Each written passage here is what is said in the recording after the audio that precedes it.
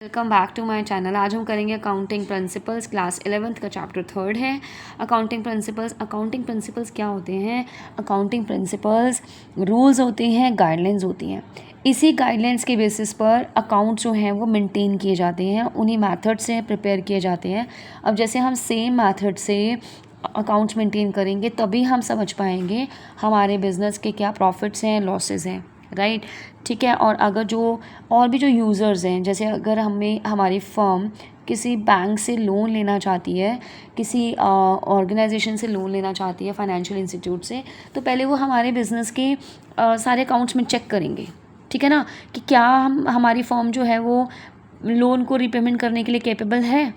तो ये सभी चीज़ें तभी कंक्लूजन पे आ पाएंगे जब हमारे एक अकाउंट सेम मेथड से मेंटेन हो, ठीक है ना, इन अ यूनिफॉर्म वे। तो इसलिए यहाँ पर लिखा है जो अकाउंटिंग प्रिंसिपल्स हैं, कॉन्सेप्ट्स हैं, कन्वेंशंस हैं, रूल्स एंड गाइडलाइंस हैं, वो डेवलप होते हैं over a period of time to bring uniformity and consistency to the process of accounting in order to enhance its utility to various users of accounting information जिन्होंने भी use करने हैं। ठीक है, ये हमारे ICAI होते हैं। इसमें सबसे पहले यहाँ पे हमारे फंडामेंटल जो कॉन्सेप्ट्स हैं वो 3 हैं, बाकी अदर अकाउंटिंग अजम्पशंस भी हैं। सबसे पहले हम गोइंग कंसर्न कॉन्सेप्ट देखेंगे। तो according to going concern concept हम ये मान के चलते हैं, हम अज्यूम करके चलते हैं जो हमारा बिज़नेस है वो continue to exist for a long period in the future, कि हमारा बिज़नेस लंबे समय तक चलेगा, फ्यूचर में लंबे समय तक चलेगा।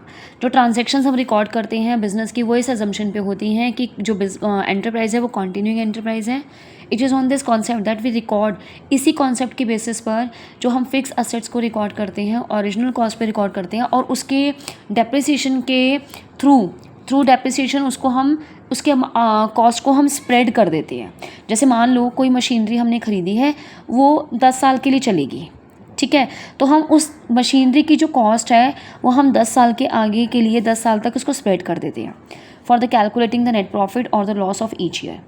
बिकॉज ऑफ दिस कॉन्सेप्ट जो गोइंग कंसर्न है, full cost of the machine, वो पूरे कॉस्ट की जो पूरी मशीन की जो पूरी कॉस्ट है वो उसी साल नहीं हम लगाते कि भाई अगर हमने मान लो 1 लाख की मशीन खरीदी है तो हम उसको जिस साल हमने खरीदी उस साल हम 1 लाख रुपए का खर्चा दिखा रहे हैं। नो, थ्रू डेप्रिसिएशन के थ्रू, जैसे मान लो अगर एक मशीनरी 10 साल के लिए चल रही है तो 1 लाख को 10 से डिवाइड करेंगे तो फिर 10,000, तो यानी कि हम हर साल हम 10,000 पे डेप्रिसिएशन के थ्रू हम उसको रिकवर कर रहे हैं, ठीक है। तो यानी कि हमने इसको 10 साल तक चला रहे हैं। तो हमारा कॉन्सेप्ट है कि गोइंग कंसर्न, कि हमारा बिजनेस है वो लंबे समय तक चल रहा है और हमारे जो इस तरह की जो फिक्स एसेट्स हैं वो हम उसको स्प्रेड कर देते हैं उसके अमाउंट को। इसी वजह से बैलेंस शीट में तो हम उसको ओरिजिनल कॉस्ट में लिखते हैं, मार्केट वैल्यू में नहीं लिखते, ठीक है।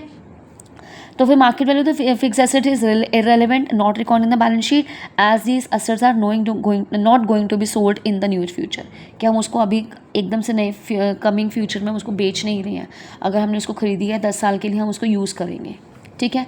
तो अब it is also because of the going concern concept that outside parties can, अब जैसे कि आउटसाइड पार्टीज़ हैं, कोई कॉन्ट्रैक्ट करती हैं तो किस बेसिस पे करती हैं कि जो बिज़नेस है वो चलेगा, ठीक है।